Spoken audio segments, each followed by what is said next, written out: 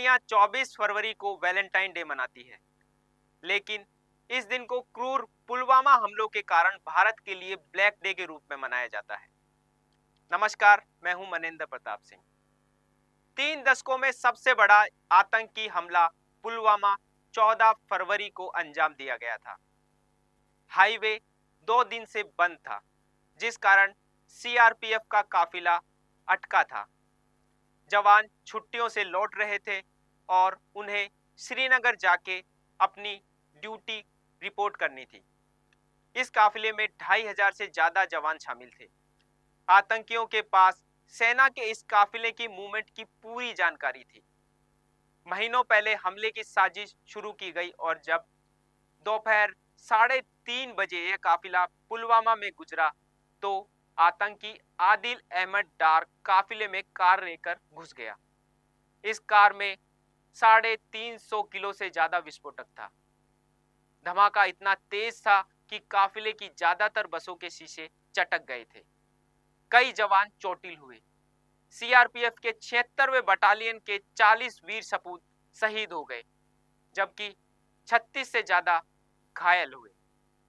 कई किलोमीटर तक हवा में बारूद की गंध घुल गई थी। मंजर इतना खौफनाक था कि जिसे देखने वाले तक सिहर गए।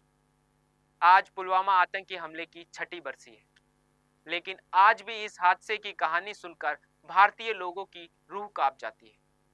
40 सीआरपीएफ जवानों की शहादत से देश स्तब्ध था और पाकिस्तान को घर में घुसकर जवाब देने की चौतरफा मांग हो रही थी।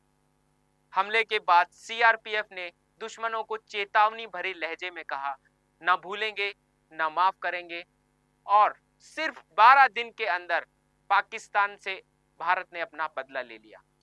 26 फरवरी 2019 की रात 3:30 बजे के आसपास एयरफोर्स के 12 मिराज 2000 लड़ाकू विमान एलओसी पार करके बालाकोट गए। इसके बाद एयर स्ट्राइक के जरिए बमों की बारिश कर दी गई। करीब 1000 किलो के बम आतंकी ठिकानों पर बरसाए गए। जवाबी कार्रवाई में जैश ए मोहम्मद के तकरीबन 300 से ज्यादा आतंकियों को ढेर कर दिया गया। पाकिस्तान सीमा के अंदर बने टेरर कैंपों को भी नेस्ता नाबूद कर दिया। भारतीय वीर मिग-21 फाइटर जेट में सवार विंग कमांडर अभिनंदन वर्धमान ने पाकिस्तान एयरफोर्स के F-16 को ढेर कर दिया। उनका भी विमान क्रैश हो गया, इसलिए वह पाकिस्तानी सीमा में उतर गए। उन्हें पाकिस्तान ने पकड़ लिया, लेकिन वैश्विक दबाव के बाद 1 मार्च 2019 की रात उन्हें रिहा कर दिया। उन्हें तीसरे सर्वोच्च वीरता पुरस्कार वीर चक्र से सम्मानित किया गया।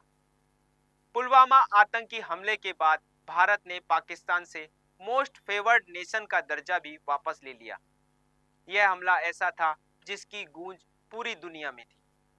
भारत के लड़ाकू विमानों ने इस अटैक में बालाकोट का नक्शा ही बदल दिया।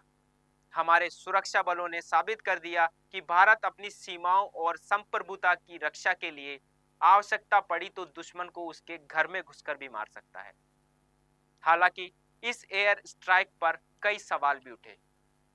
आतंकवादी निरोधी बल जांच दस्ता, नेशनल सिक्योरिटी गार्ड और राष्ट्रीय जांच एजेंसी सुरक्षा और इंटेलिजेंस में खामियों के सवाल उठाती रही। इस बीच अगस्त 2020 में लंबी जांच के बाद 13,500 पन्नों की चार्जशीट दाखिल हुई। पाकिस्तान आज भी नहीं मानता कि उसकी सरजमी पर आतंकी पल रहे हैं। पुलवामा हमले में शामिल 19 आतंकवादियों में से 8 मारे जा चुके हैं, 7 गिरफ्तार किए गए और 4 अन्य अब भी फरार हैं, जिसमें 3 पाकिस्तानी शामिल हैं। जैश ए मोहम्मद के कई टेररिस्ट अभी भी बचे हुए हैं। पुलवामा में सक्रिय हुआ मूसा सुलेमानी सहित कई पाकिस्तानी आतंकवादी अभी भारत की रडार पर हैं। पुलवामा फिदायीन हमले के बाद भारत ने अंतर्राष्ट्रीय आतंकवाद के खिलाफ व्यापक संधि को जल्द अपनाने के लिए दबाव बनाने का फैसला किया, जो 1986 के बाद से संयुक्त राष्ट्र में लंबित है।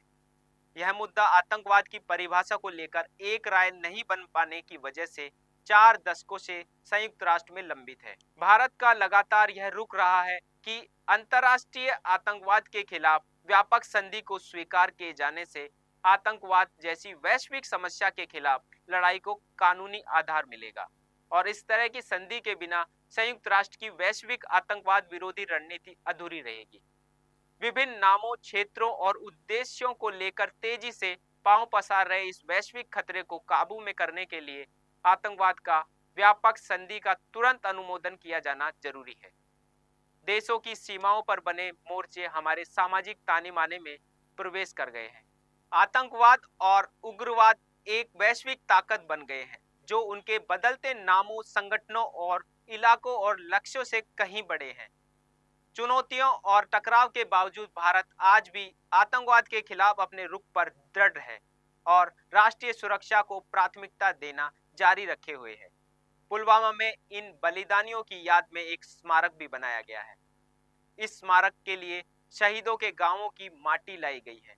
मैं उन सभी वीर जवानों को नमन करता हूं जिन्होंने इस हमले में अपने प्राण न्यौछावर कर दिए।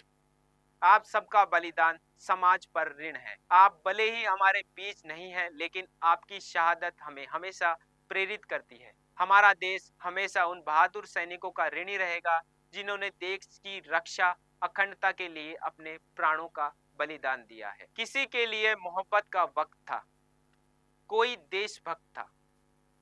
लाल थी सड़कें पुलवामा की, क्योंकि उस पर शहीदों का बहा रक्त था। मां भारती के अमर वीर सपूतों को शत शत नमन और विनम्र श्रद्धांजलि। जय हिंद, जय भारत।